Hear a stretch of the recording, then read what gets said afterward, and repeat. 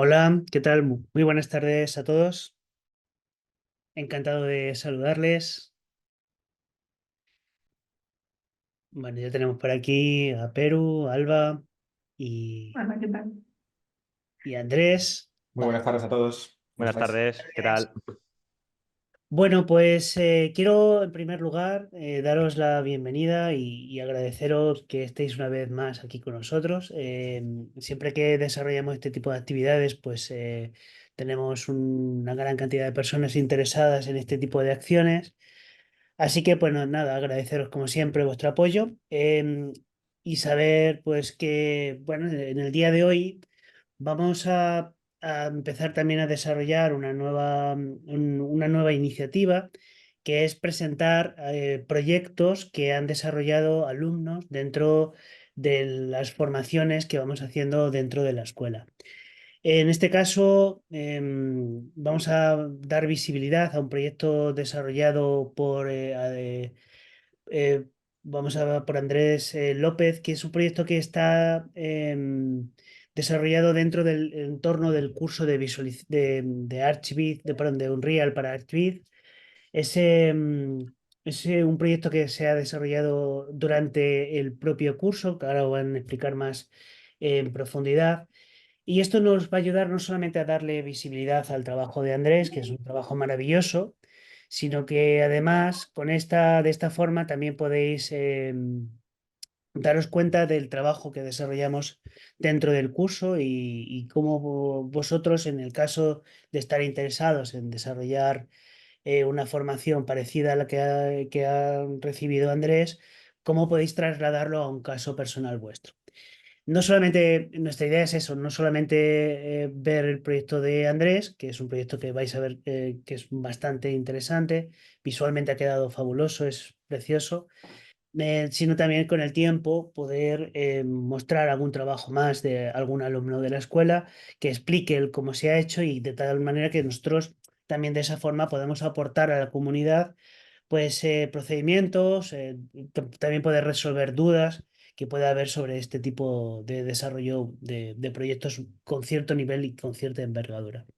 Así que, bien, en el día de hoy pues estamos Andrés López, que es bueno, es el creador junto a su empresa Visualited, de la que es cofundador, pues es el encargado de desarrollar este proyecto, el que además os va a explicar cómo son todos los entresijos y cómo ha llegado a crear este proyecto que os vamos a presentar en el día de hoy.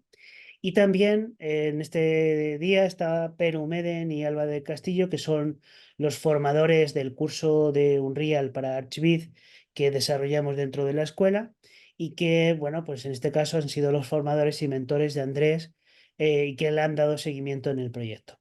Para que no solamente os cuenten desde el lado de la creación, sino también desde el lado de la docencia y que, bueno, pues en cualquier caso, si tenéis cualquier tipo de duda, podéis preguntar a cualquiera de ellos. Por parte de la escuela estoy yo, que soy Eduardo Rodríguez, soy el director académico. Si tenéis cualquier también pregunta sobre la escuela, sobre el curso que nosotros impartimos, sobre cualquier duda, pues estaremos encantados de poderos atender. No me quiero entretener demasiado porque realmente el protagonista en este caso es Andrés y su proyecto, con lo cual pues le voy a dar paso para que él nos explique detalladamente cómo ha sido el proceso de elaboración de este proyecto. Perfecto, gracias, Eduardo. Bueno, buenas tardes a todos. Gracias por estar aquí. Gracias también a Schooling por darnos la oportunidad de poder presentaros este proyecto para que gente que ya lleva tiempo en el sector y quiera saber cómo se trabaja con un Real dentro del Arbis pueda tener ya un punto de vista más dentro de lo que es ser alumno. Y luego para que gente que lleva tiempo pensando en dar el salto a la herramienta e intentar arrojarles un poco de luz para que tengan claro que una vez superadas esas barreras, que es verdad que tienes que empezar por tener una base formativa importante, aunque puedes empezar a hacer cosas, pero sí que viene bien para poder aprovechar el curso como toca, tener una mínima base en algunas herramientas, pues que se pueden conseguir unos resultados fascinantes, unos resultados fabulosos y que en verdad se pueden conseguir también de una manera muy eficiente si ya tienes esas bases y esa plantilla con la que poder trabajar proyectos de Unreal. Por daros un poco de retrospectiva de cuándo empezó nuestro interés por Unreal hasta cómo hemos llegado a este punto, hace unos años empezaron a salir las primeras experiencias de este tipo y ya nos dejaron cautivados.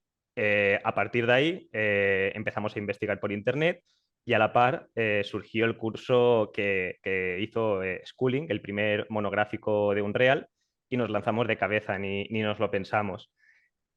Aquí tuvimos dos situaciones y la primera es que nos acabamos de enamorar de la herramienta. Teníamos claro sí o sí que pese a que por ahora tuviésemos que tirar de otro tipo de software y de procedimientos, queríamos acabar utilizándola como herramienta principal. Pero por otra parte nos llevamos un chasco importante porque veníamos con una base muy floja. Muy floja es que estábamos modelando en AutoCAD 3D para que os hagáis una idea. Conceptos como las coordenadas de mapeado al final no nos sonaban de nada y es algo que para poder trabajar aquí y sobre todo con experiencias que se quieran hacer más optimizadas es importante tenerlos claro. Cuando ya empezamos a formarnos en el resto de herramientas y teníamos esa base, decidimos hacer el curso que hicieron Perú y Alba el año pasado, con el que ya pudimos centrarnos única y exclusivamente en Unreal. Sí que es verdad que en el curso se imparten las diferentes herramientas que te van a ayudar en todo el proceso, tanto a nivel de modelado como a nivel de generación de coordenadas de mapeado e incluso postproducción, pero era importante eso, tener esa base para poder aprovecharlo. En el curso se enseña un primer proyecto, un proyecto más sencillo y luego un proyecto más complejo con una escala cometida en el cual se va a poder plasmar todo perfectamente y en el que se va a poder practicar todo lo que vais viendo en el curso. Por experiencia con otros cursos, es verdad que nos venía bien, aparte de ese curso en el que íbamos practicando diariamente todo lo que se iba, perdón, en ese proyecto en el que se iba practicando todo diariamente, hacer un proyecto propio, porque al final cuando tienes un proyecto un poco más dominado y un proyecto que ves día a día, es verdad que la situación está completamente controlada, pero queríamos simular de antemano qué era lo que iba a ocurrir en un proyecto real, un proyecto que íbamos a afrontar nosotros mismos y en el que evidentemente iban a salir dudas. Pues en ese caso es cuando sale París. París es el primero de una serie de proyectos que queremos hacer a través de diferentes países y culturas. De hecho, ya tenemos algunos en mente y algunos con una base ya preparada, que nos permitan seguir practicando con Unreal y definir esa base que nos va a dar alas para poder trabajar con proyectos profesionales y también con proyectos pues, que queramos dedicarles en tiempo de ocio. Y nada, y con esto en mente, lo que hicimos fue preparar una serie de objetivos. Si pasamos a la siguiente diapositiva,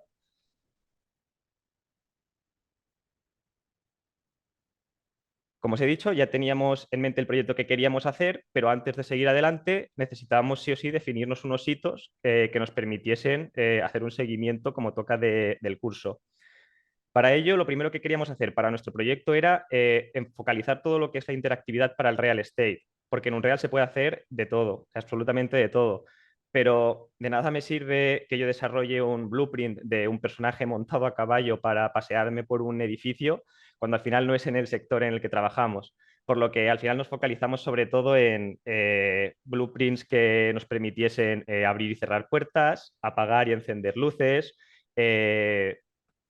controlar lo que es el clima también era importante porque la rotación del sol al final en el sector del real estate es importante controlarla y todo lo que son elementos interactivos de este tipo. Luego, en sí o sí, le dedicamos muchísimo tiempo a que la experiencia fuese intuitiva.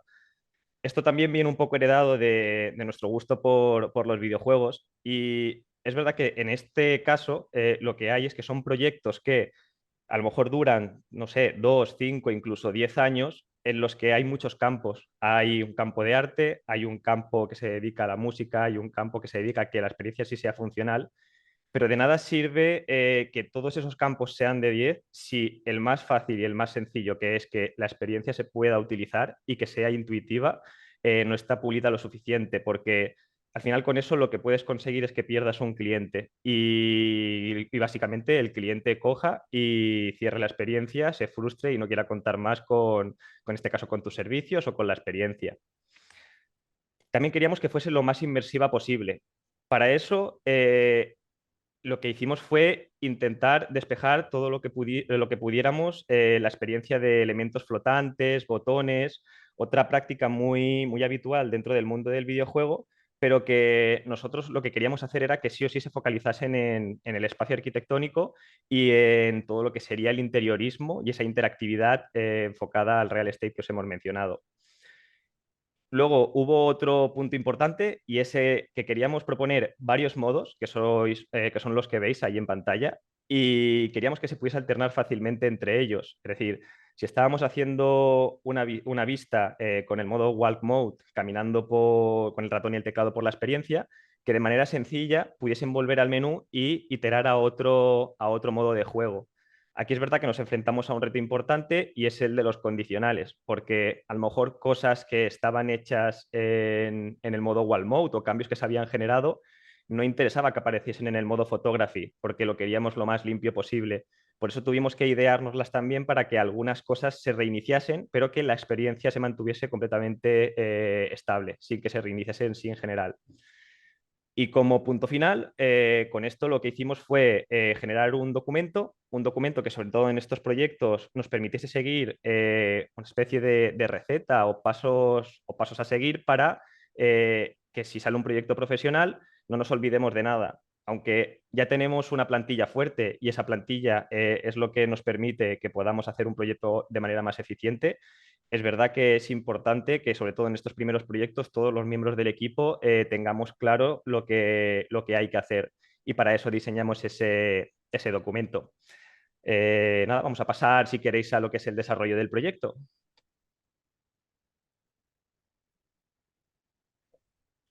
Como todos los proyectos que hacemos, el primer paso fue buscar referencias. Es verdad que, aparte de las imágenes que veis, buscamos referencias de experiencias interactivas y Secondary Bounce es un claro ejemplo. La verdad es que bebimos mucho de sus experiencias, pero luego para el desarrollo del proyecto ya queríamos buscar imágenes más concretas que nos permitiesen diseñarlo. Para ello teníamos algunos referentes, pero con las imágenes que nos quedamos eran las de Gabriel Fabra y las de Javier Weinstein de Just With Renders, que suelen hacer proyectos que van por la tipología que estábamos buscando. Una tipología que representase la arquitectura parisina, una arquitectura con techos altos, molduras, grandes espacios en los que se mezcla mobiliario contemporáneo y mobiliario más tradicional y que esos espacios básicamente se conjuguen con ese mobiliario. Y nada, con esas referencias ya pasamos a diseñar el proyecto. Para el diseño partimos de una serie de bocetos, hicimos bastantes ideas y al final nos quedamos con una que era bastante básica pero funcional.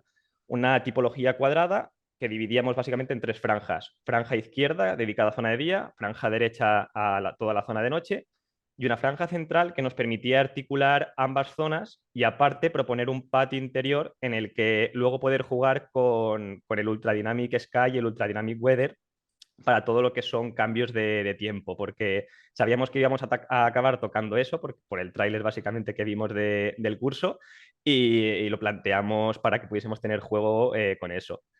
Con la idea definida, desarrollamos la planimetría para tener una base más sólida y precisa sobre la que trabajar. Y lo siguiente fue, con los conocimientos que ya teníamos, empezar a acercarnos un poco al trabajo que íbamos a tener. En este caso, lo que veis es una división de lo que es el suelo para que pudiésemos conseguir en el Bake, que es el sistema de impresión de luz sobre texturas que tiene Unreal para optimizar, pues pudiésemos conseguir la mayor resolución posible dándole esa dimensión máxima que requiere para que eso suceda. Y nada, con esta primera parte ya lo que hicimos fue pasar a 3D Max. Todo el proyecto lo modelamos en 3D Max. Lo hicimos a través de un orden muy riguroso y también siendo bastante rigurosos con el tema de la nomenclatura. Como veis en la izquierda, es el listado de capas, es el listado de elementos renombrados y lo organizamos todo básicamente en tres bloques principales. Un bloque que era la arquitectura, un bloque que era el mobiliario y otro la decoración. de eso podíamos separar un poco y luego intentar localizar los fallos e intentar hacer los cálculos de la manera más rápida posible dentro de un real. Estando dentro de 3D Max, lo que hicimos fue primero eso, trabajar la arquitectura. Como veis, todo tiene una serie de checkers que nos permitían de una manera rápida saber que todo lo que es el trabajo de coordenadas de mapeado, tanto en un canal como en el otro, estaba correcto. Y con elementos de mobiliario, algunos de ellos que modelamos nosotros o que generamos nosotros las coordenadas de mapeado, sí que veis que tienen un VWMap, pero hay otros que, como queríamos conservar algo de información, lo único que hicimos fue generar el canal 2. Y esas son básicamente las premisas. Aparte de lo que habéis visto de dividir la arquitectura, con eso ya teníamos nuestra base para dar el salto a Unreal. Ya estando dentro de Unreal, lo mismo, muy importante, el rigor en el orden tanto de lo que es el outliner, que es el conjunto de carpetas que veis arriba a la derecha, como el content, que son las carpetas en las que se va a ir importando todo el contenido para luego arrastrarlo al visor. Ya veis que hay como bastantes circulitos por pantalla. Al final, si lo que os he dicho, si no somos organizados, empiezan a aparecer los círculos, que son al final actores, las cámaras, la geometría como tal. Y si eso es eso, no tenemos libertad para poder apagar y encender cosas, empezar a trabajar o hacer modificaciones en fases más avanzadas, se puede llegar a hacer un poco tedioso. Para traernos todo lo que es los elementos de 3D Max, recurrimos a Datasmith. Nos ayudó bastante porque nos permitía importar de una manera rápida todo lo que es la arquitectura, el mobiliario y la decoración en 3 paquetes diferenciados. Pero primero empezamos importando uno, trabajamos con él, comprobamos que todo funcionase bien. Esto nos permitía hacer cálculos rápidos sin necesidad de enredarnos mucho. Y cuando ya estaba ok, lo que hacíamos era dar el salto al siguiente bloque. Y con ese bloque finiquitado, lo que hacíamos era dar el salto al siguiente. Y de esa manera, pues podíamos asegurarnos que antes de dar el salto de un bloque a otro, todo estaba funcionando como toca. Ya no solo a nivel de cálculo o a nivel visual, sino incluso a nivel de rendimiento. Es una práctica que suele ir bastante bien. Y nada, si pasamos a la siguiente diapositiva. Ya a lo que también le dedicamos mucho tiempo dentro de lo que es ese afán porque la experiencia fuese lo más intuitiva posible, fue al diseño de los widgets. Si, como veis en pantalla al final, en la parte izquierda, la columna izquierda, son los widgets que desarrollamos al principio. Y en la parte derecha, lo que acabamos haciendo. ¿Por qué hubo este cambio? Porque es verdad que los primeros planteamientos que hicimos, como os he dicho, bebían bastante del mundo del videojuego. Estábamos acostumbrados a que todo lo que son parámetros pudieses editarlos tú de manera libre y en VR igual. ¿Qué pasa? Que en el sector en el que nosotros trabajamos no interesa que haya tantos botones. Ellos lo que quieren es que la experiencia funcione lo más fluida posible y que como mucho tengan que tocar un botón o dos para que puedan operar con ella sin ningún problema. Y al final lo que hicimos fue simplificar eso. En el menú de VR lo veis. Al final, aunque es verdad que esta captura no le hace honor a lo que es VR, porque no verías tan detalladamente el cartel, porque tendrías todo tu alrededor en el que focalizarte, no deja de ser un gran cartel que hay ahí en medio. Al final, con eso lo que hicimos fue pasar a un sistema en el que simplemente había una serie de iconos flotantes sobre los que interactuar y como veis se puede percibir mucho mejor el espacio. Y pues eso es una de las fases a las que le dedicamos mucho tiempo y mucho cariño.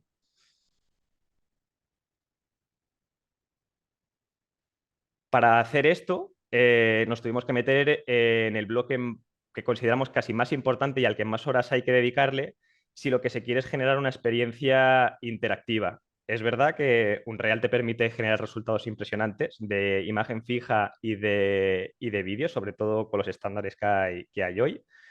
Pero al final no es el principal potencial que tiene. El principal potencial reside en que tú puedas coger, interactuar con las cosas y puedas generarte tus menús, tocar botones y hacer partícipe al cliente y que él se convierta en el protagonista.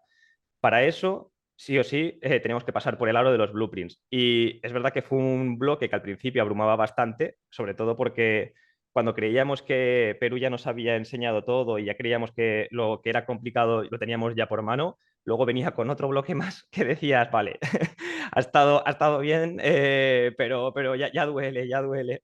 Y lo que hicimos fue, a raíz de ver que era un mundo bastante complejo, empezar a hacer anotaciones sobre todos los nodos, porque esto nos permitía, por una parte, interiorizar todo lo que hacíamos, pero por otra, pues que si alguien se metía y quería saber cómo estaba hecho eso, que pudiesen leer la descripción sin ningún tipo de problema. Y otra parte importante, que hay cosas que están meses sin tocarse y nunca te acuerdas, o hay muchas veces en las que no te acuerdas de por qué has hecho eso.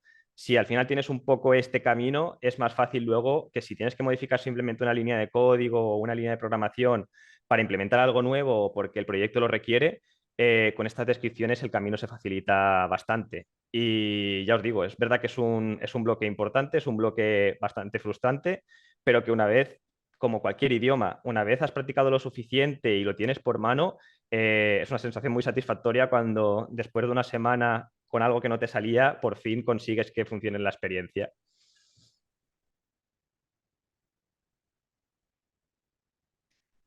Llegados ya a la parte final de lo que es el proyecto, hicimos la que considerábamos la fase más importante y es dar a conocer al mundo el trabajo que habíamos estado haciendo durante varios meses. Y es que es lo que os he dicho antes, de nada sirve que el resultado o las cosas que hayamos generado son bonitas si luego el cliente final no lo puede disfrutar. Para ello lo que hicimos fue facilitarle la experiencia tanto a gente que llevaba, o sea, que ya estaba más familiarizada con el mundo del gaming o de usar un ratón y un teclado para moverse por este tipo de experiencias, a gente que no estaba para nada familiarizada, porque suele ser el cliente más habitual. Y la verdad es que el feedback fue bastante positivo. Y yo creo que parte de esto fue por la autocrítica que teníamos con nosotros mismos de lo que hacíamos. Si había algo que no funcionaba, o sea, no nos temblaba el pulso en coger, deshacerlo o eliminarlo completamente y volver a empezar, porque muchas veces si un blueprint lo intentabas maquillar de alguna manera o intentar que funcionase, a veces se nos hacía bola y decidíamos volver a empezar para tener un poco ese camino nuevo y normalmente salía. Al final lo que tuvimos que solucionar después de esta fase de darle a probar los clientes nuestra experiencia fueron cosas muy puntuales y con eso estuvimos muy contentos porque lo que al final te preocupa de esto es que la lógica general funcione, que la gente se pueda mover perfectamente por eso, por la experiencia y al final es algo que nos quedó demostrado cuando ya empezamos a vender el producto a clientes reales. Con clientes importantes con los que trabajamos, decidimos tener una reunión en los que explicarles y exponerles qué es Unreal y qué ventajas les va a ofrecer frente a otras metodologías. Y empezamos pues exponiéndoles la experiencia con el ratón y el teclado. Nos movíamos con la experiencia, eso ya fue una victoria importante porque estaban encantados.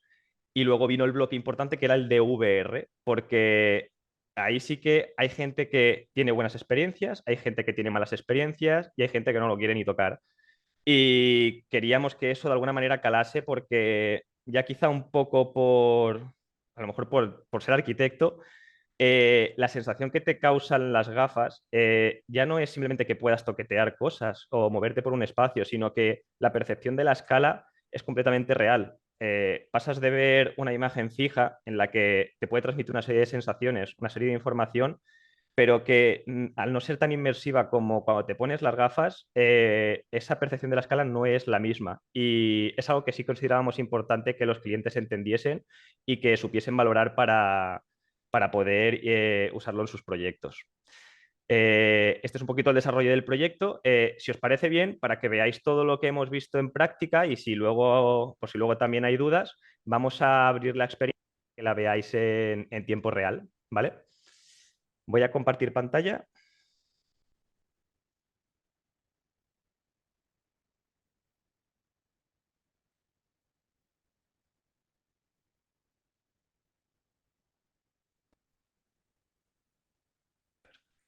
Y voy a abrir el ejecutable.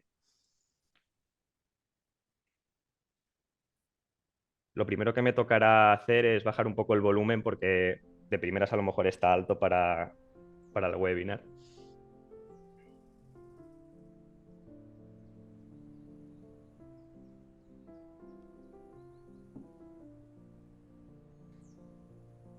Partimos de un menú principal Para acceder a la experiencia nos dice que hagamos clic.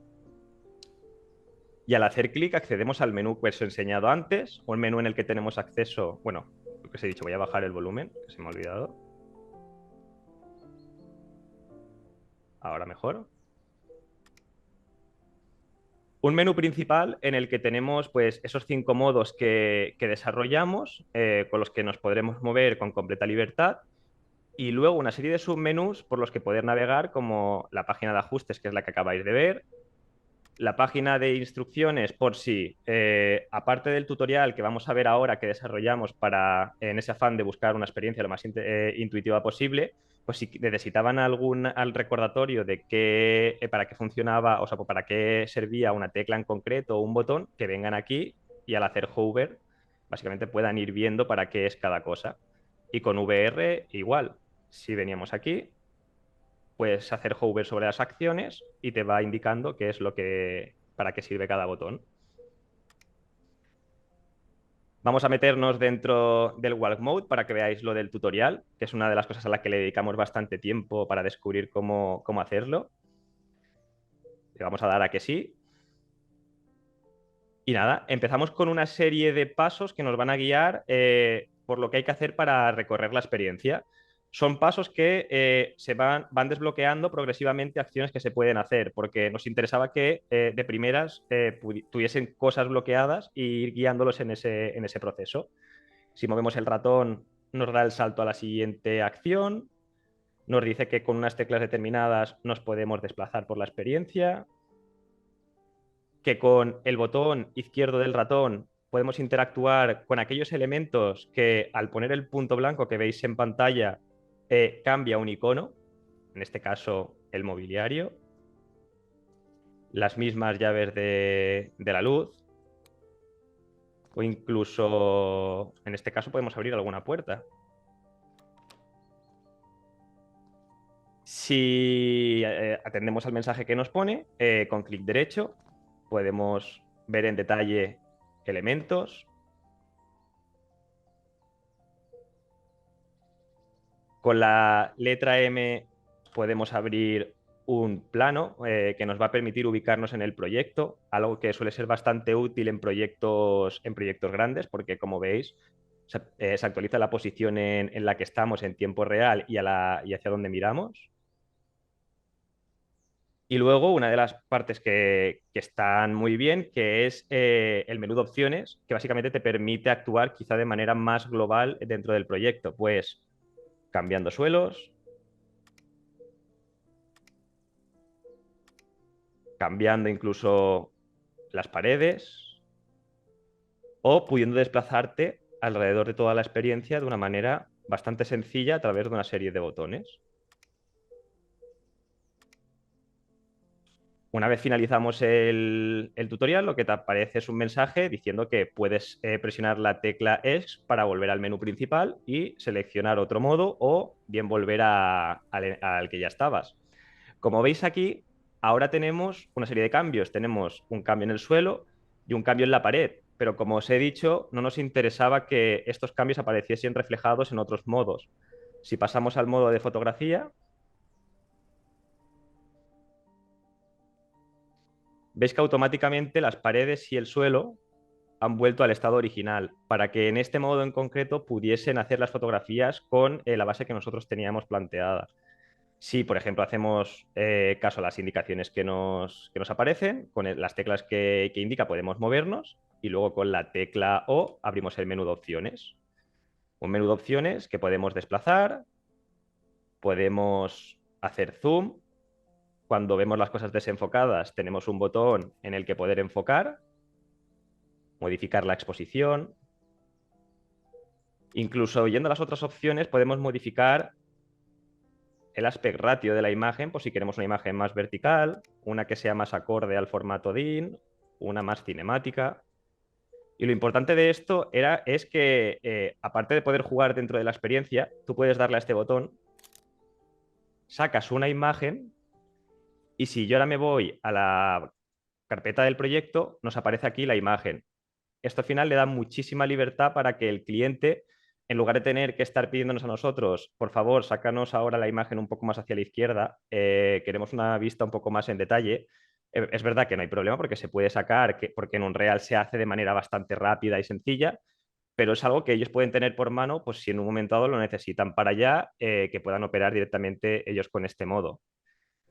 Y por último, si queréis, vamos a ver el modo rendering, que no deja de ser un sistema de presentación de cámaras para recorrer todos los espacios del proyecto de una manera rápida, pero sobre todo más inmersiva, en la que escuches los sonidos, en las que veas cosas en movimiento y en las que empiezan a suceder cosas que te transmitan algo que la imagen fija muchas veces no consigue. Y si le damos aquí a auto, tenemos la opción incluso de que se vayan reproduciendo de manera automática. Y cuando cambia a una estancia, automáticamente el rótulo te cambia para decirte en qué estancia estás. Y esto sería la experiencia. Voy a salir.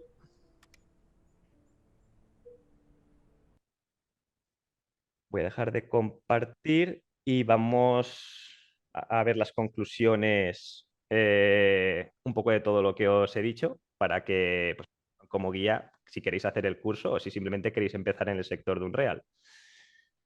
Importante, una buena base formativa. Por una parte, de herramientas que se consideran básicas, como son 3D Max y generación de coordenadas de mapeado. 3D Max tiene sus propias herramientas. Nosotros tiramos bastante de Rhizome porque ameniza bastante la generación y es súper rápido y nos funciona bastante bien. Luego, aparte de eso, hay que formarse en Unreal. Para eso, es verdad que a lo mejor es un poco oportunista, pero el mejor curso que os va a venir para ello es el que imparte Schooling, porque es un curso que es muy ameno, está muy bien estructurado y os va a permitir, sobre todo, adquirir los conocimientos que estáis buscando. Pero eso sí, importante dedicarle horas y esfuerzo, que al final es algo que nosotros teníamos ya en mente un poco por esa experiencia con el primer curso. Luego, cuando empecéis el curso y cuando queráis hacer proyectos de este tipo, proponeros unas metas y unos objetivos realistas, porque hay gente que le va a costar más un bloque, hay gente a la que le va a costar más otro. El bloque concretamente en la programación a veces desespera, pero hay que tener paciencia, ir poco a poco, día a día y sobre todo mucha persistencia y cabezonería, porque con eso al final se acaban sacando todos los problemas que salen ahí. Luego ya habéis visto que somos muy ordenados y rigurosos con toda la información que gestionamos porque es algo vital. Os lo he dicho, si trabajáis solos todavía os podéis salir con la vuestra, pero para que la persona que tiene que entrar luego a hacer su parte sepa de qué va la cosa, esté familiarizado con el sistema que se está utilizando y pueda ponerse a trabajar de primera sin tener que estar preguntando o entendiendo qué es lo que hay que hacer, eso al final vale una barbaridad, porque quitando todo eso se le va a poder dedicar muchísimo más tiempo a lo que es la parte artística o compositiva del proyecto, que es lo que le da ese valor diferencial o añadido, porque superando esa barrera técnica tenemos más tiempo para eso. Y por último, y quizá un poco en consonancia con el segundo punto, motivación. Esto, sinceramente, es algo que va a venir solo, porque cuando empecéis a simplemente poder moveros por un espacio en realidad virtual, con lo poco que hayáis hecho, aunque sea un cubo interior con un mueble y una mesa, ya empezaréis a motivaros, os empezará a gustar la herramienta. Y eso es lo que de verdad valdrá, porque saldrán problemas. Unreal es una herramienta compleja, las cosas como son, pero todo se acaba sacando con mucha persistencia, cabezonería, como os he mencionado antes, y disfrutaréis, porque la verdad es que las posibilidades que te ofrece Unreal son inimaginables. Al final es una herramienta en la que el techo se lo pone uno porque puedes hacer absolutamente todo. Y bueno, si queréis para finalizar, vamos a poner el tráiler con el que básicamente lanzamos este servicio al mercado y que nos sirvió pues, para que la gente supiese para qué funciona Unreal y qué utilidades tiene.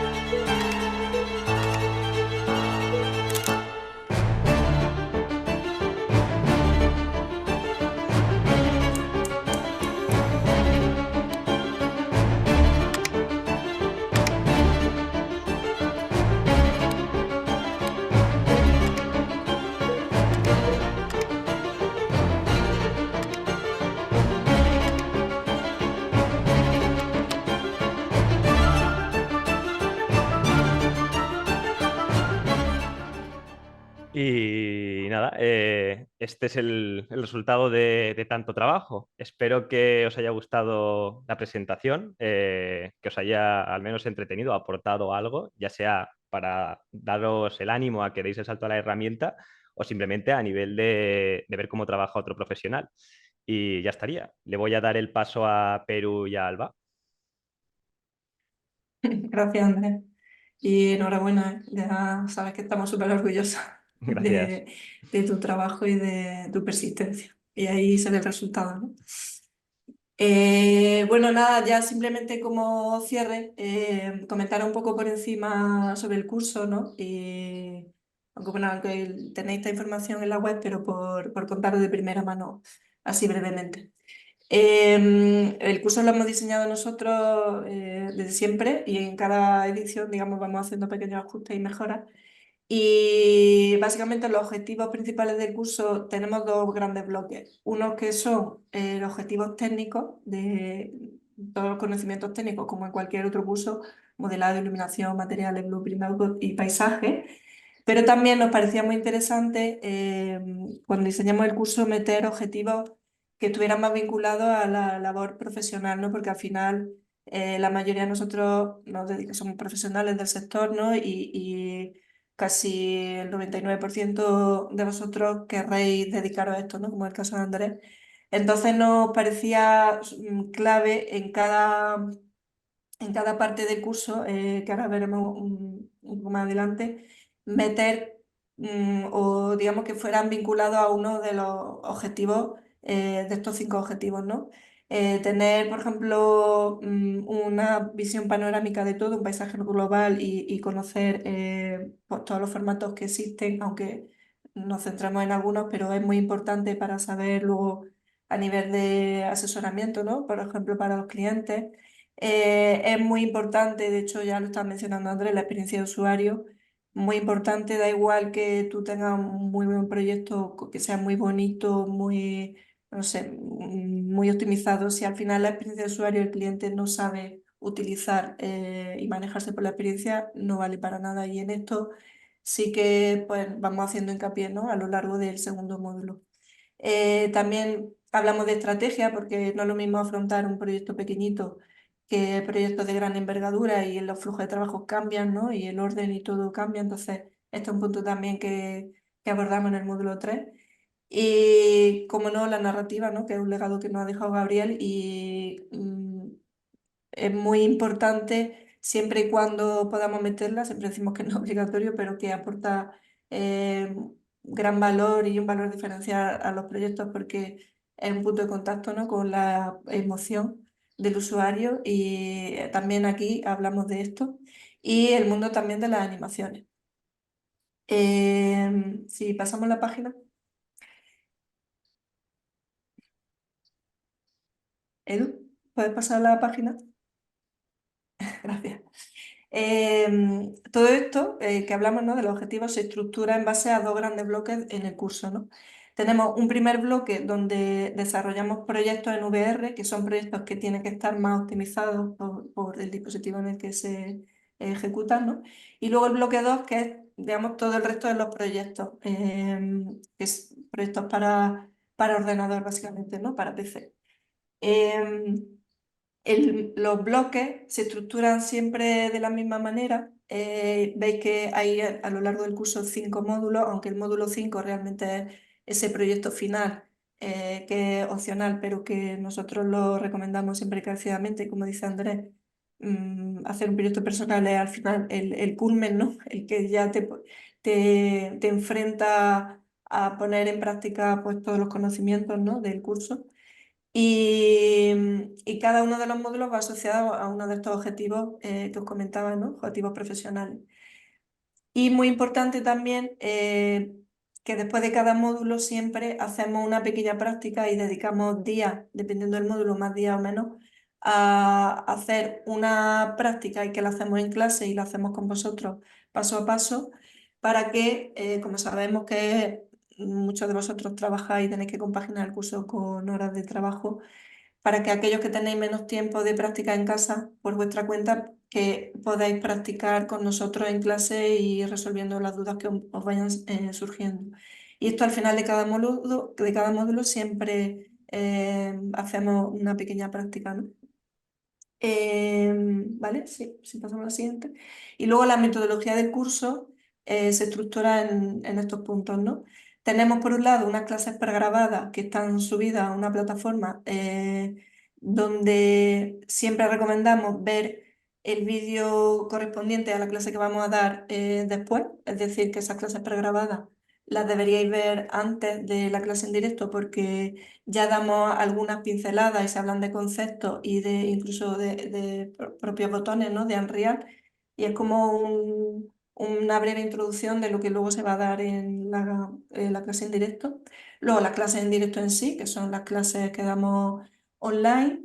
Y también no solo damos parte teórica, sino que practicamos, ¿no? Y como decía Andrés, hay un proyecto que ya se os da desde el principio del curso, eh, que no es el que vamos haciendo al final de cada módulo, sino que es uno al que podéis consultar porque está ya todo lo que se va a dar en el curso, lo tenéis ahí volcado y podéis mirarlo y cualquier duda que tengáis y para de consulta. Pero además, el que tenga más tiempo también puede ir haciéndolo, desarrollándolo a lo largo del curso, ¿no? Pues con este proyecto también vamos practicando todo lo que se ve en concepto o en teoría. Luego también siempre al final de cada módulo dedicamos una clase exclusiva para dudas y cosas de repaso. Es muy importante porque, digamos, el cierre del módulo donde quizás hayan podido surgir cosas de práctica o de dudas y le queremos dar el espacio que le corresponde, ¿no? Y consideramos que es una clase pues, que puede ser importante para vosotros. Y luego al final del curso, pues como os decía, siempre hacemos o recomendamos que hagáis un proyecto individual, independientemente de la ambición de la escala, pero cada uno con el interés propio que tenga, eh, es muy recomendable, ¿no? Y además a lo largo del curso siempre también es muy importante poder practicar todo lo que podáis. Habrá gente que pueda menos, habrá gente que pueda más, pero aunque sea un mínimo, y ahí, por ejemplo, un ejemplo claro es Andrés, ¿no? Que Andrés, clase a clase, siempre iba practicando, siempre iba preguntando dudas que surgían, incluso dudas un poco quizás más avanzadas, que le daba justamente la práctica, ¿no? La práctica, el enfrentarse a problemas, pues ha sido un constante trabajo, ¿no? Y de resolución y de enfrentarse a problemas. Y aquí vemos, ¿no? Que el resultado de alguien que trabaja ahí con mucha constancia y que al final pues podemos conseguir estos resultados. Entonces, siempre y el que venga al curso lo verá que somos muy pesados con la práctica y con que trabajéis en casa. Vale, y ya está. Y ahora sí que... Ah, bueno, me queda esto. Aquí a modo de resumen, veis un listado de todas las clases que hay en el curso, ¿no? Veis que está todo como muy, lo tenemos ya muy planificado, muy organizado. Hay un aspecto que es particular de este curso, además que lo hemos querido diseñar así, porque no damos paquetes estancos de, por ejemplo, modelado, luego iluminación, luego materiales, sino que vamos intercalando, digamos, capa a capa, vamos dándole pasada a cada materia, porque nos parece que es la manera más natural de aprender al final. Cuando tú eres autodidacta, al final vas mezclando, ¿no? Y el puzzle se te va montando en tu cabeza. Y creemos que a lo largo del curso y al final del curso eso, de hecho, lo hemos corroborado, ¿no? Con los alumnos que han ido terminando, que esta manera de aprenderlo ayuda, ¿no? A comprender mejor Unreal, porque además es un programa muy complejo. Y al final veis que tenemos siempre hay 6 clases de tutoría que las dedicamos exclusivamente para los proyectos finales, que los vayáis desarrollando y vamos tutorizando todas las dudas que vayan surgiendo. Vale, y ahora después ya sí, perdón, pero para que, os dejo, pero para que cuente un Sí, poco las es nada, conclusiones. es un par de ideas simplemente pues para cerrar ya y pasar a la parte de dudas, que yo creo que tendréis ganas. Simplemente quería aportar un par de ideas que me parecen importantes. Digamos que todo lo que hemos visto hasta ahora, que nos ha contado Alba, es una parte muy importante que es cómo nosotros planificamos el curso con todo nuestro cariño y con el conocimiento que tenemos y además con esas, bueno, pues cada una de las ediciones que hemos ido teniendo, pues lo hemos ido mejorando y creemos que tenemos entre manos muy buen curso, pero eso solamente es la planificación del curso, de lo que sin conoceros todavía entendemos que puede ayudar a que cada uno pueda tener un buen aprendizaje con Unreal. Pero hay una parte súper importante que para nosotros es fundamental, que es que entendemos que cada uno de vosotros es diferente. Cada uno tiene su propia ambición, sus propias ilusiones, sus propios retos, bueno, su propia visualización de cuál es el camino que quiere desarrollar. Y para nosotros eso es fundamental y nos gusta mucho acompañarlo. Y creo que Andrés es un ejemplo súper bueno de eso. Desde el primer momento Andrés tenía muy claro qué quería hacer con el curso, a dónde quería llegar, cuál era el resultado que quería tener. Eso además es algo que es muy positivo dentro del curso porque tira el curso para arriba y genera además una dinámica súper positiva entre los alumnos y a nosotros nos gusta mucho acompañaros. Nos gusta mucho que si de repente tenéis inquietudes que van un poco diferente a lo que tenemos planificado, si de repente os surgen problemas o tenéis retos que van un poco por otro lado, poder ayudaros, poder resolver dudas y poder invertir bastante tiempo de clase a resolver ese tipo de problemas que aunque sean de un alumno concreto, en realidad es bueno, un valor enorme para todo el mundo, ¿no? Porque son casos reales, son casos concretos, son casos de uso de alguien que se está enfrentando a un proyecto y es algo que suma muchísimo valor a todo el mundo que está asistiendo a esa corrección. Y es algo que para nosotros es fundamental. Durante el curso estamos siempre súper atentos a todos los alumnos que tienen ese tipo de dudas y vamos corrigiendo día a día todas bueno, las cuestiones que pueda tener a plantear. Y esto además va ligado al segundo concepto que quería hablar, que es la parte del esfuerzo y el trabajo, y que está muy vinculado con la ilusión. Por muy bien que nosotros planificamos el curso, por muy bien que cada clase cada vez la destilemos mejor para que los conceptos se transmitan de una manera clara, por mucho que practiquemos juntos de la mano para que poco a poco podáis trabajar, hay una parte fundamental que es que al final, hasta que uno no se enfrenta de manera individual y solitaria contra un problema y contra un proyecto, hay un momento ahí clave que es cuando realmente el aprendizaje acaba de cristalizarse. Y eso es fundamental y es lo que decía Alba, nosotros insistimos muchísimo en todo eso. Sé que cada uno tiene sus circunstancias, nosotros como alumnos nos ha pasado, es difícil estar trabajando y dar el curso, pero hay hueco, siempre hay hueco para sacar horas para practicar. Cada uno además tendrá su disponibilidad, no hace falta, digamos, tener el nivel de ambición o el nivel de desarrollo que en este caso concreto ha tenido Andrés. Hay muchos otros casos de alumnos que han hecho también proyectos maravillosos sin haber tenido quizá tanto tiempo para practicar o teniendo, digamos, un scope de ambición más corto, pero haciendo proyectos fabulosos también. Y lo que es muy importante es eso, el tiempo que se tenga, no perderle ese valor que tiene a la práctica individual con tus propios retos, con tus propios proyectos. Y creo que ahí está un poco también la clave del éxito. Nosotros, la idea es que os acompañamos en todo ese proceso, pero al final esas horas son súper importantes. Y nada, si os parece bien, ya pasamos a la última parte, que es la parte de dudas y preguntas. Podéis consultar todo lo que queráis. Seguro que alguno ya ha soltado alguna pregunta en la sección de preguntas y respuestas, pero bueno, podéis Sí, ir sí, sí. poniendo preguntas tanto para Andrés como para cualquiera de nosotros. Bueno, pues mira, antes de nada, antes de empezar con las dudas, transmitir que a través del chat, pues según se iba mostrando el proyecto, pues hay una gran cantidad de personas que han demostrado pues que su interés por la experiencia, muy buen trabajo, felicidades otra vez, buen trabajo, muchas gracias. Gracias. Simplemente pues transmitir a Andrés lo que despierta, el interés que despierta tu trabajo. Y ahora a partir de ahí pues hay una serie de preguntas que voy a empezar a trasladar. En este caso, Carlos Hernández nos pregunta, hola Andrés, escuché que usas UDS. Mi duda es, ¿el postprocess volume lo ajustas dentro del mismo plugin de UDS o generas otro postprocess volume independiente del que lleva el UDS? En nuestro caso, lo que hicimos fue plantear elementos independientes. Teníamos por una parte el post-process volume, que nos permitía activar y desactivar el lumen según nos interesase y ajustar pues, todo lo que es la parte más estética.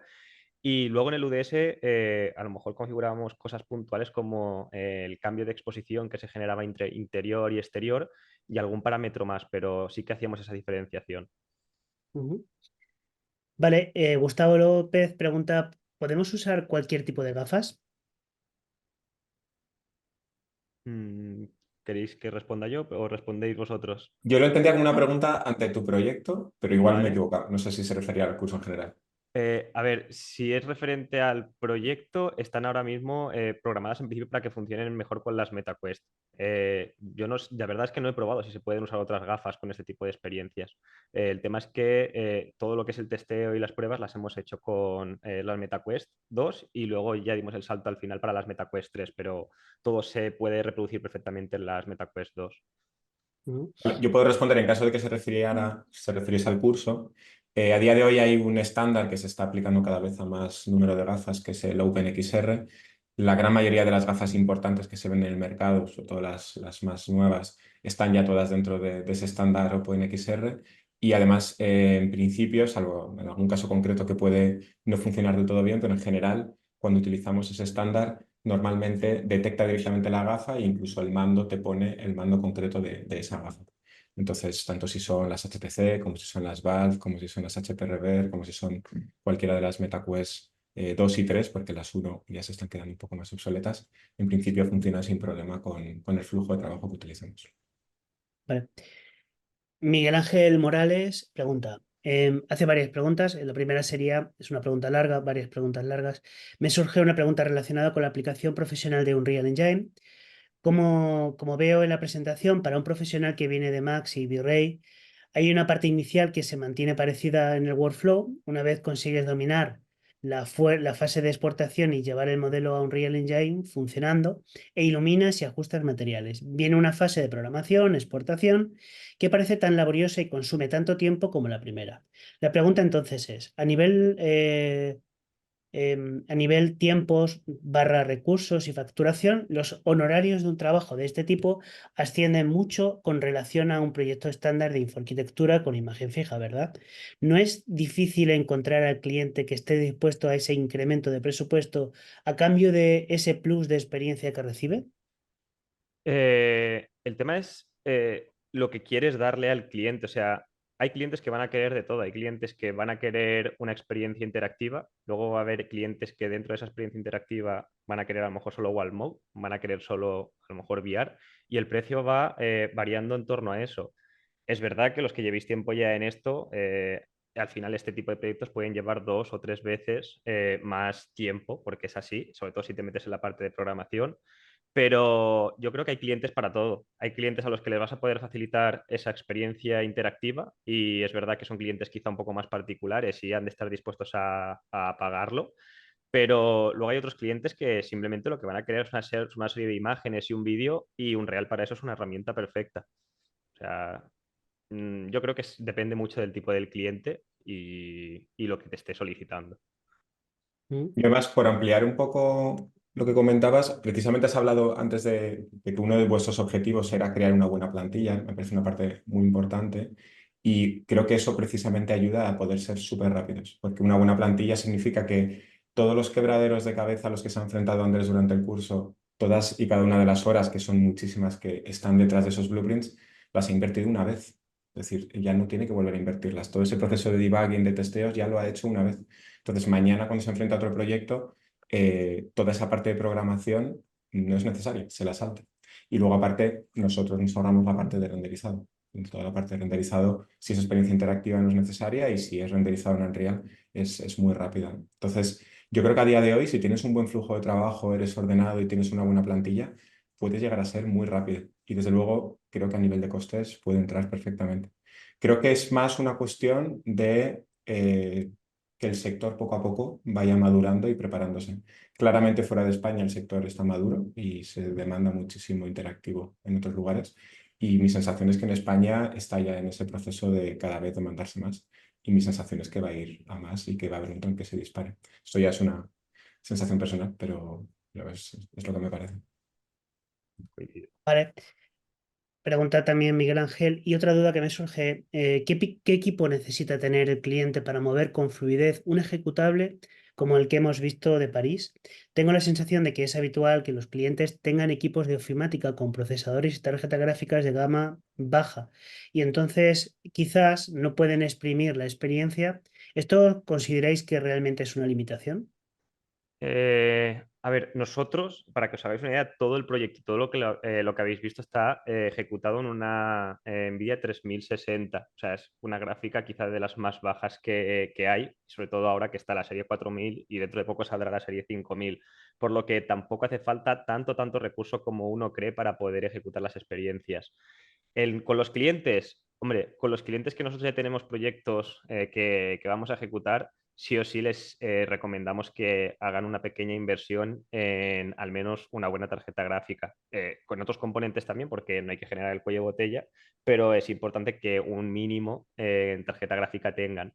Y es verdad que en ese caso a lo mejor no recomendamos una 3060, porque ya también es una gráfica que hace tiempo que salió, sino alguna más reciente, pero no han de hacer una inversión tan grande y sobre todo cuando ya están haciendo inversiones en proyectos de este tipo. Así que eso es un poco como lo tenemos nosotros planteado, el tema de los componentes. Perfecto. Bueno, no sé si también algo de reproducir la experiencia de forma Sí, ser remota. streaming. Sí, Ah, sí. sí, está el sistema para que los clientes no se tengan que comprar dispositivos. Se puede utilizar o ejecutar la experiencia a través del sistema Pixel Streaming, que significa que es que lo renderiza un ordenador en la nube, contrata una plataforma que ya hay muchas y cada vez hay más, paga un pequeño coste por consumo, por usuario, algunas ya tienen una tarifa mensual para consumo. Y con eso, con ese sistema, o sea, tú subes el empaquetado a esa plataforma y se puede ejecutar desde cualquier dispositivo, incluso desde un móvil. Entonces, es un sistema que yo creo que también la tendencia del futuro será llegar a eso para que no tengamos que depender de tener un buen dispositivo, una buena gráfica, en tu caso. Vale, Gustavo pregunta, ¿se puede usar cualquier tipo de software para el modelado, para importar como SketchUp o Revit o se necesita usar 3D Max? Eso podéis responder vosotros si queréis. Sí, a ver, se puede utilizar cualquier programa de modelado, pero por ejemplo para hacer los lightmaps, que son estas texturas que comentaba Andrés, sí es necesario que el programa tenga opciones de mapeado y Revit, por lo que me consta, creo que no tiene esas opciones de mapeado más customizado. Es verdad que Unreal lo puede hacer y también lo puede hacer de forma automática, pero no el flujo de trabajo ideal, porque a veces necesitas tener control sobre esos mapeados. Pero, o sea, teniendo en cuenta, sobre todo, no sé si me escapa algo, la parte de mapear, el resto de cosas, o sea, si el software en cuestión tiene esa parte para poder trabajarlo mejor, se puede utilizar cualquier tipo de software. Es verdad que DataSmith, que es el plugin que se utiliza para exportar de forma más automática y directa, solo lo tienen algunos, lo tiene 3D Max, lo tiene SketchUp, Revit, no sé si Cinema 4D. O sea, hay algunos que no lo tienen, pero no es un plugin imprescindible. Se pueden importar las cosas como FBX, por ejemplo. Entonces, bueno, se podría usar cualquiera teniendo esos requisitos. De hecho, en el curso Hay vimos cosas tontas como... como partir la Perdona. geometría, por ejemplo, que en Revit, por Sí, ejemplo, es un problema. Si tenemos un sí, Revit. suelo de 100 metros y tenemos que hacer VR para vaquearlo, lo suyo es partirlo en trozos. Se puede partir en Unreal, pero no es nada cómodo. Entonces, sí que es verdad que se puede venir desde cualquier programa, pero si quieres implementar, ¿no?, como un flujo de trabajo como más estandarizado, eficiente, 3D Max te ayuda mucho. Ujú. Vale, asistente anónimo pregunta. En primer lugar, felicitaciones, me ha encantado. Mi duda es acerca del paso del modo PC a VR. ¿Se puede usar la misma geometría de la casa y muebles en ambos modos? ¿O hay que modelar una versión para PC pensando en Nanite y otra para VR basado en Level of Details o LOTS? Gracias. Pues en nuestro caso sí que diferenciamos para algunos puntos entre BEIC y Lumen, porque lo que castiga una barbaridad el cómo trates la geometría, sobre todo, es la vegetación. Y aunque en este caso hay poca, simplemente por los árboles del entorno y el olivo de Adán, eso sí que lo metimos en un nivel que pudiésemos apagar y encender para alternar entre un modo u otro. Y si el proyecto tiene una escala muy, muy grande, igualmente Lumen te pide siempre que ya dividas la malla. Creo que el tema está en saber si, según la escala del proyecto, te interesa dividir más para conseguir más resolución y más nivel de definición en sombras para el tema de los light maps. Pero por regla general, lo mejor es intentar unificarlo todo lo posible para que no tengas que estar pendiente de tantos subniveles y tantas cosas porque se puede perder un poco el control del proyecto. Vale. Dentro del curso, ¿se os ha dado algún caso de alumno con un proyecto distinto del típico más orientado a Archviz comercial? ¿De qué tipo? Sí, sí, sí, Sí. desde luego. O sea, Mm. por ejemplo, se me viene a la cabeza justo en la edición de Andrés teníamos a Daniel, que hizo un proyecto súper chulo, donde tenía una vivienda en la que tenía un apartado como más narrativo y poético que un proyecto más típico de Archviz, donde podíamos ver incluso la casa antes y después de que pasara el tiempo y podíamos ver cómo pasaba el tiempo. Y de repente veíamos pues, todos los materiales pues, con el paso del tiempo, ¿no? Y transformados. Tiene esa parte como poética. Nosotros, como decía Alba, le damos mucha importancia a la narrativa. Es algo que lo tenemos ahí de siempre, como comentaba por el gran Gabriel, y siempre lo contamos pues por si alguien le inspira, por si alguien quiere seguir ese camino, por si a alguien le apetece, bueno, meterle un poco de esa emoción y de esa narrativa a sus proyectos, y hay alumnos que sí lo hacen. Eso no. Mm. Comentar que es algo que también hemos hablado, que poquito a poco enseñar también el trabajo que hacen los alumnos. En este caso, pues hemos visto el trabajo de Andrés, pero sí que nos gustaría también, por ejemplo, enseñar trabajo con una componente de narrativa, trabajos que sean un poquito diferentes, pues simplemente por dar a conocer también la labor que estamos haciendo dentro de la escuela, también afrontar diferentes inquietudes, necesidades que tiene la gente, de expresarse de una forma, puede ser más técnica, más comercial o también más emocional, ¿no? Entonces, bueno, pues en el futuro tenemos pensado mostrar otra tipología de proyectos, no solamente de Unreal, sino también de otro tipo de formaciones que damos dentro de la escuela.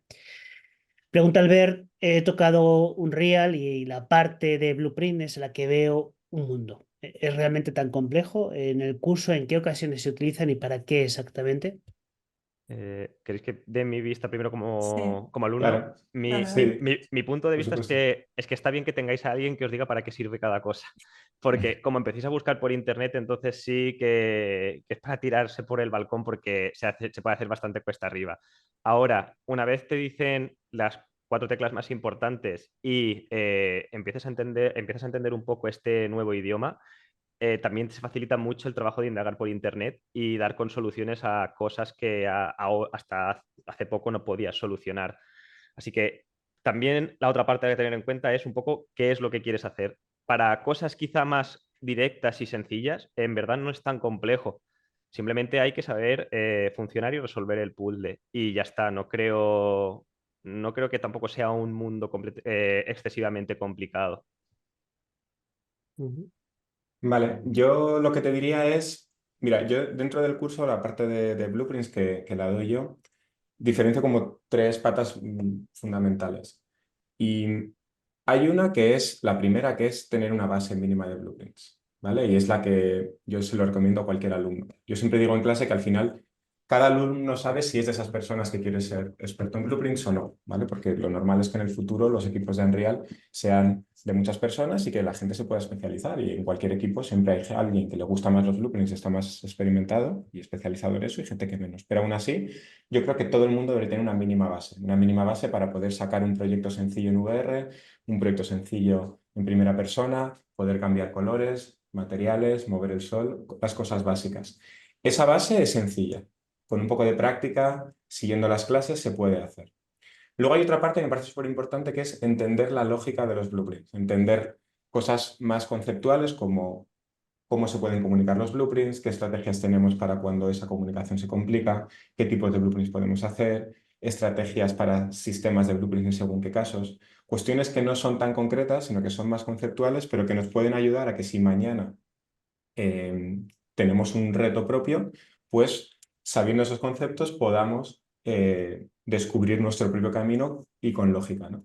Y luego la tercera pata ya es una cuestión más de blueprints más avanzados. Entonces, en el curso al principio sí que empezamos con lo que entendemos que es la base mínima y según va avanzando el curso, en los módulos 3 y 4, pues vamos viendo ya cosas más avanzadas que, bueno, pues habrá alumnos que digan, mira, yo me quedo hasta aquí, me quedo con la base y ya está. Y hay alumnos que sí que les apetece seguir más y entonces pues los pueden adquirir y entonces con esos conceptos se pueden hacer cosas más potentes.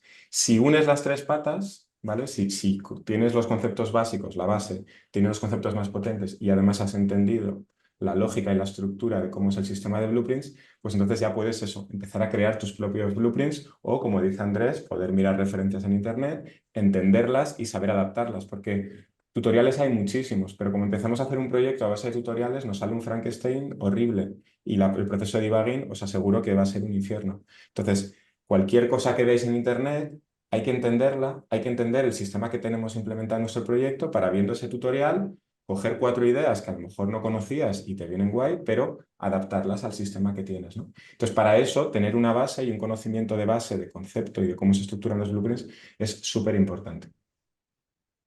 Sí, sí, seguimos con el tema Blueprint, Simo, que es el alumno actual Simón, del sí. curso de Unreal. Dice que está haciendo el curso, que le ha motivado mucho ver tu proyecto. La parte que más le está costando, lógicamente, son los blueprints. Y respecto a ese módulo, ¿cuál era la parte más complicada para ti? Pues justo la que acaba de decir Peru, que es la comunicación entre blueprints. Quizás saber cómo hacer llamadas a unas cosas y a otras para que cuando se ejecute una acción sucedan multitud de cosas, creo que esa es la parte más complicada porque has de tener un poco ese mapa mental o sobre todo claro para qué funciona cada cosa y cómo comunicarlo. Creo que eso fue lo que más nos costó. Luego a partir de ahí te puedes enredar en querer complejizar los blueprints, todo lo que quieras. Por ejemplo, para el tema de lo de las cámaras, nosotros ahí teníamos un detalle que era que simplemente, o sea, de manera automática se cambiase el texto que estaba abajo a la derecha en función de la estancia que estás. Parece que no, pero esa tontería al final lleva tiempo porque has de volver a comunicar cosas que no sabías cómo comunicarlas. Pero es eso, se acaban sacando. Yo creo que esa es la parte más complicada con diferencia, porque luego sí que se van a poder empezar a utilizar blueprints sencillos, como ha dicho Perú, apagar y encender una luz o simplemente cambiar un elemento de mobiliario o cosas así sencillas, se van a poder usar desde el principio sin ningún problema. Así que mucho ánimo porque esto acaba de empezar y cuando empieces a generar cosas con las que estés contento, el resultado va a ser genial. Mm. Y ya la última pregunta. ¿Cómo creéis que afectará la llegada de la inteligencia artificial al flujo de trabajo con Unreal Engine? En blueprints se refiere también. Buena pregunta. Pues a ver, yo creo que al principio empezará como una herramienta de asistencia a la que a lo mejor cuando tú te encuentres con un bug, que siempre es un infierno, ¿no? Estás trabajando algo en Unreal, algo no funciona y dices, ostras, ahora te ponen a investigar dónde está el error, ¿no? Pues a lo mejor si le puedes tener una asistencia de inteligencia artificial en Unreal, te puede ayudar a decirte cuál es el problema conceptual. No solo Unreal te saca errores muy técnicos, ¿no? Pero a nivel de concepto te puede ayudar a decir, mira, pues yo creo que el problema está aquí. Entonces yo creo que en detección de errores y en debugging, yo creo que ahí es donde más puede ayudar en Blueprints la IA al principio. Luego, imagino que más adelante podrás tener una especie como de consultor al que le digas, mira, quiero hacer un blueprint que haga esto, esto y esto, ¿no? Y te lo puede ir haciendo y te puede ir armando la lógica que tú quieras. Pero claro, creo que siempre en ese caso es muy importante tener tú el control de cómo es la estructura, el sistema de blueprints y de qué es lo que quieres que te haga. Te puede hacer un poco el trabajo sucio de crearte el blueprint, crearte las variables, crearte los event dispatchers, conectarlo todo, pero tienes que decirle tú siempre lo que tiene que hacer, ¿no? Y quizá más adelante es capaz incluso de proponerte sistemas de blueprints, pero eso lo veo más difícil. Yo, como siempre pasa con la IA, creo que al final la clave está en que los que estamos aquí al pie del cañón y somos responsables de algo que se entrega, tenemos que tener siempre el control. La IA nos puede ayudar, pero el control no puede salir nunca de nuestras manos. Bueno, pues con esto ya lo damos por finalizado. En cualquier caso, si alguien tiene algún tipo de pregunta o algo que comentar, pues este vídeo de la grabación en directo se subirá en el canal de YouTube de la escuela. Como siempre digo, la principal diferencia es que aquí podéis preguntar directamente a los expositores Y bueno, pues y podéis interaccionar, que es una parte bonita y una parte interesante de este tipo de iniciativas. Pero si tenéis cualquier tipo de duda o pregunta, podéis comentar el vídeo, podéis preguntar y en la medida de lo posible, pues haremos todo lo que sea pertinente para poder solucionar a la duda que tengáis en ese momento. Quiero agradecer tanto a Perú, a Alba y a Andrés la gentileza que habéis tenido por parte sobre todo agradecer por parte de la escuela la gentileza que tenéis por ofrecer vuestro tiempo para hacer este tipo de iniciativas, por poder aportar a la comunidad. Sobre todo a Andrés, porque Schooling es una escuela formada por profesores y como profesor, cuando un alumno es entregado, cuando un alumno tiene motivación, nosotros nos sentimos como si fuésemos un niño, que realmente tenemos un regalo que nos hace feliz porque es algo que llevamos en la sangre y tener alumnos como tú pues nos motivan bastante, nos hacen seguir esforzándonos y creer en nuestro proyecto. Así que pues agradecerte tu esfuerzo, tu gentileza, tu esfuerzo y tu motivación. Y Perú y Alba, como siempre, soy súper atentos, gentiles y desprendidos con vuestro conocimiento. Así que por parte de nosotros agradeceros el que estéis aquí. Daros simplemente al resto de los asistentes las gracias y sabéis que tenéis tanto las redes sociales de la escuela, en Facebook, Instagram y LinkedIn, página web y nuestro correo info@schooling para cualquier duda, cualquier pregunta que queráis decirnos, ¿vale? Pues en principio con eso sería todo. No sé si queréis decir alguna palabra final para despedirnos.